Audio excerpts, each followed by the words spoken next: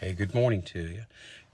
In New Orleans, it's a wonderful morning. Slipped out of the apartment just to kind of catch for a moment of time with you before the grandkids got all cranked and going.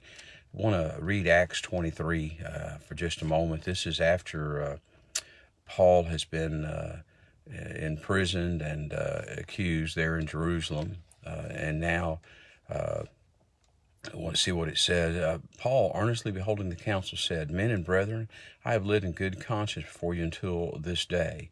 And the high priest Ananias commanded that they stood by him to smite him on the mouth.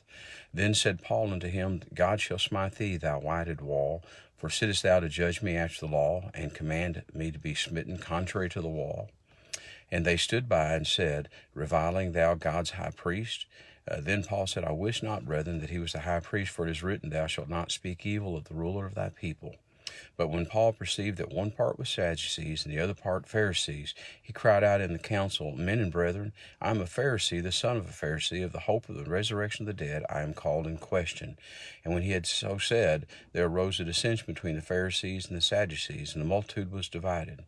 For the Sadducees say there is no resurrection, neither angel nor spirit, but the Pharisees confess both. And there arose a great cry, and the scribes that were of the Pharisees' part arose and strove, saying, We find no evil in this man, but if a spirit or angel has spoken to him, let us not fight against God. And when there arose a great dissension, the chief captain, fearing lest Paul should have been pulled in pieces of them, commanded the soldiers to go down and take him by force from among them, and to bring him into the castle. And the night following, the Lord stood by him and said, Be of good cheer, Paul, for as thou hast testified of me in Jerusalem, so must thou bear witness also at Rome. I'm going to stop there and just share with you real quick that Paul's concern was not so much about those who accused him and those who were beating him and those who were, but to honor God and to share the word of Jesus with the lost. And he continued to do so. And God would give him those words, just as we see that God speaks to him that night, telling him to be of good cheer, because he was going to bear witness in Rome. And so Paul wasn't so concerned about going to Rome.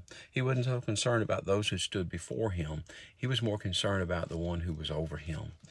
You and I pray that we will live our life in such a way that we're not so concerned about the events that are taking place right now, that we're not so concerned about the opposition we might receive today, but that we'll consider the one who speaks to us in the night, the one who has spoke to our hearts and brought us to salvation, that we would honor him and realize that he has a plan for us, because Jesus said he'd never leave us nor forsake us. He promised us a home in heaven and said we will be there with him one day, and that where he is, we will be also. So this day, I want to encourage you with those words. I pray the Lord will bless you and you'll enjoy your day, and that tomorrow you'll find a church home and you'll go there to worship, a place that lifts up and preaches the word of God. You have a great day. As always, know that at Westview, we're here for you, and you have a great one. God bless.